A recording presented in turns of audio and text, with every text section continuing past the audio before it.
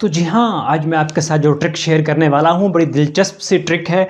जब हमने बच्चों को केमिस्ट्री पढ़ानी होती है तो आपको पता है कि हमें कभी वाटर में एसिड मिलाना होता है या एसिड में वाटर मिलाना होता है, क्या किस में मिलाना होता है, किसको मिलाना होता है, किसको पहले डालना होता है। बच्चे कन्फ्यूज़ हो जाते हैं और टीचर भी कन्फ्यूज़ हो जाता है। तो मैं आज आपके साथ एक ट्रिक शेयर करने वाला हूँ।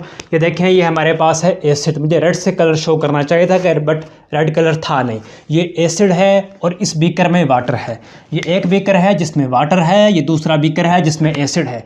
तो क्या अब एसिड को वाटर में मिलाएं या वाटर को एसिड में मिलाएं?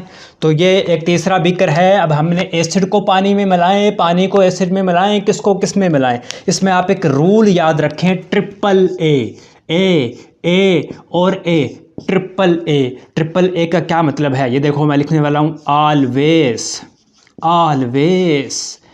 एक ए ऑलवेज को, दूसरा a always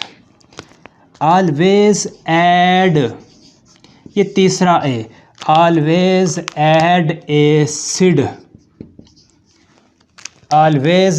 acid in water.